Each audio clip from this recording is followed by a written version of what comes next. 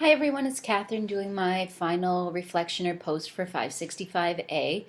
A couple things I want to discuss right off the bat is I totally agree with Trish and Scott that one of the best things I learned from this course was flexibility. Noticing how Natasha was very flexible with what we could use and try, and her excitement about not just looking at one form of whatever we were doing, digital stories or LMS platforms or even modified LMS platforms like Google Classroom. I also noticed that I also again agreed with Scott and Trish that what I really took away was I don't need to learn every form of technology because I never will be able to, and no one could ever keep up.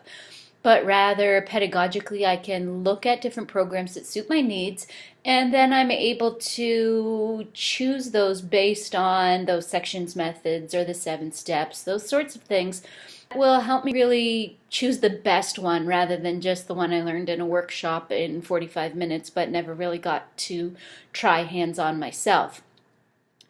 Reflecting on my flight path from earlier in the course, I kind of was shocked by how accurate it actually was.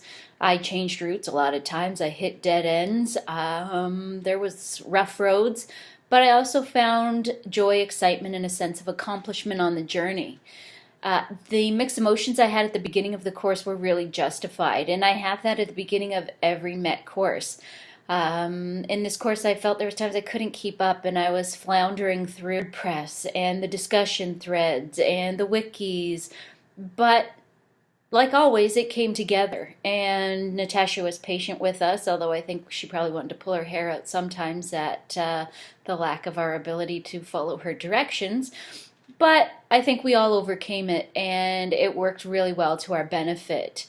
In terms of the Google Classroom, I'm really glad I worked with Trish. I've found in every MET course, whether it was even just a single project, teaming up with someone that you can create with side by side, even if it's not the exact same project, helps keep you in check, helps you understand what's expected. Every time I see an assignment, interprets the directions differently. And it's not like one of us was right and the other's wrong, although that's sometimes the case, and I was usually wrong. It was just a different way of looking at it. And if anything, that's what the MET program has taught me. And as I said previously, just working with other people and interacting with colleagues and those sorts of things.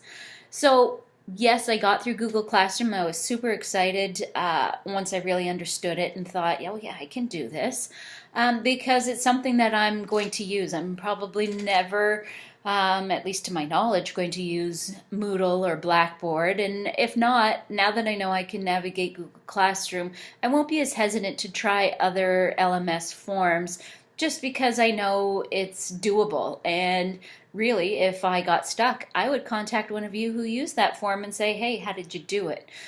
So during this term, I found I excitedly looked back at previous assignments and creations, and I realized how much I wanted to, continue those, which wasn't really a thing I've experienced before. I've completed projects in my undergraduate studies and in other MET courses. And for the most part, you do them and you leave them behind. But I'm noticing more and more with my MET projects, I'm kind of going back to them. I have a couple Weebly sites on digital storytelling and digital storytelling with special populations, as well as, you've heard ad nauseum, the makerspaceforeducation.com website that Trish, Janelle, and I created. And I think all of us are really excited to keep that going.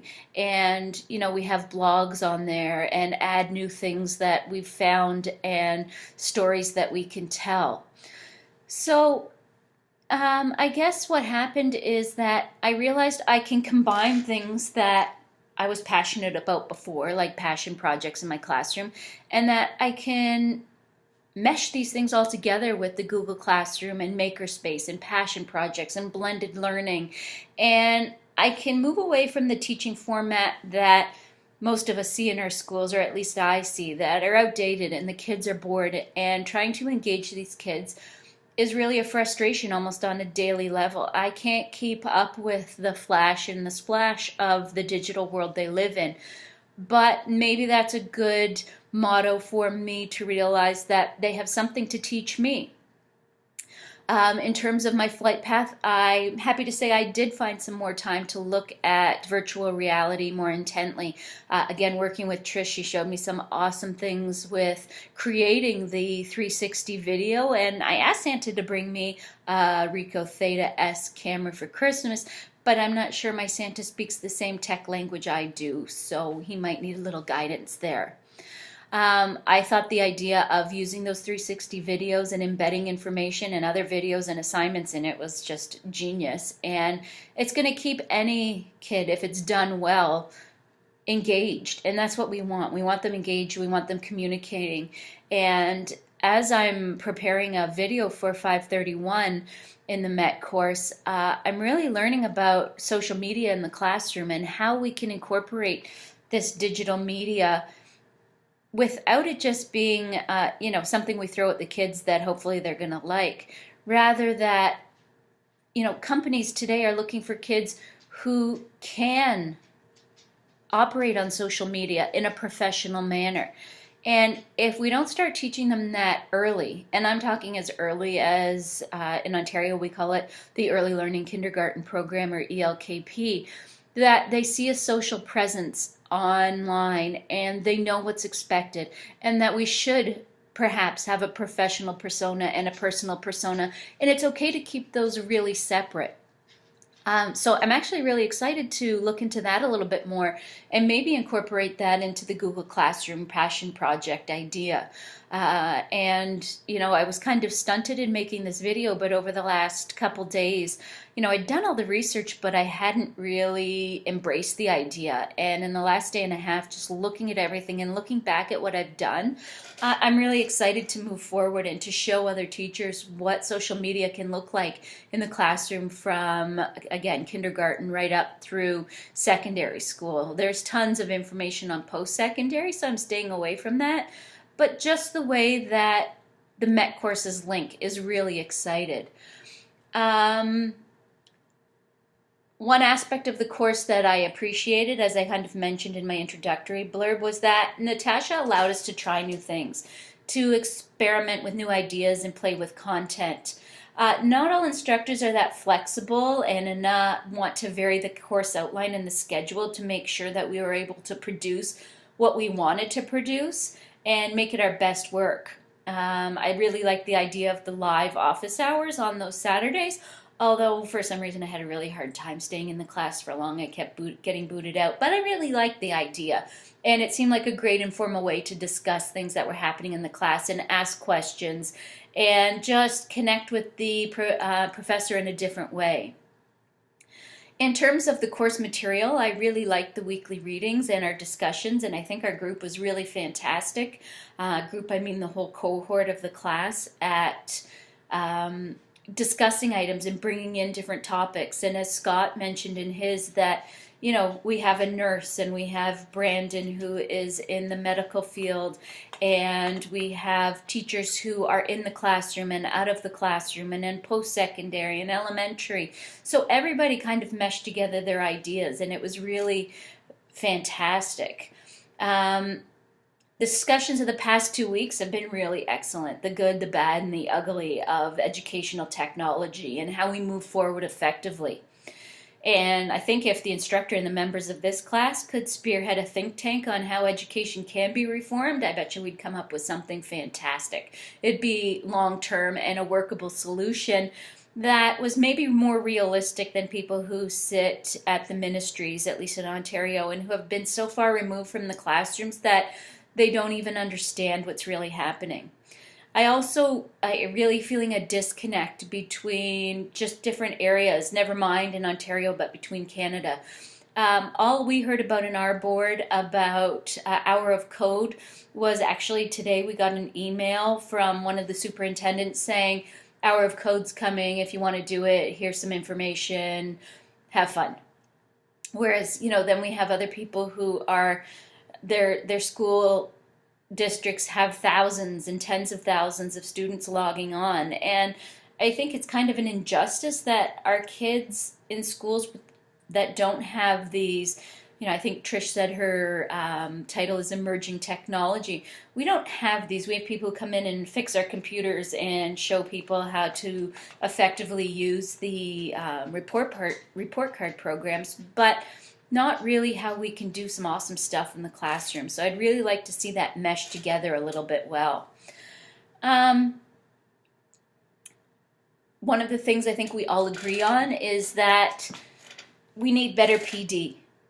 Whether you're in post-secondary, secondary, elementary, it doesn't matter. Sitting in a gym, listening to somebody on a stage say, here, do this, do that, and oh, look how cool that is great, but if we don't have time to try it out, it's just going to get filed with everything else, and we're never really going to work on it.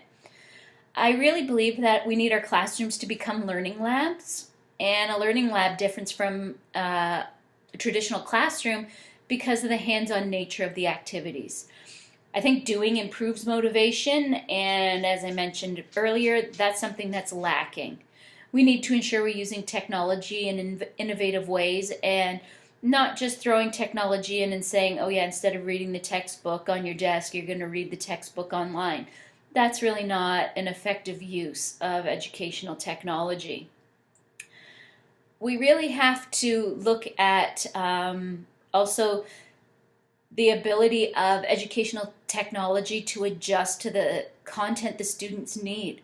We know one of the hardest things in a classroom is to engage the student who has no idea what's going on and engage the student who already knows more about the topic than our curriculum suggests. So educational technology is a great way to kind of level the playing field and get that child who knows everything to expand their knowledge, and to get that child who can't even read the textbook, give them the opportunity to excel at something. And I think all of that motivation will come together.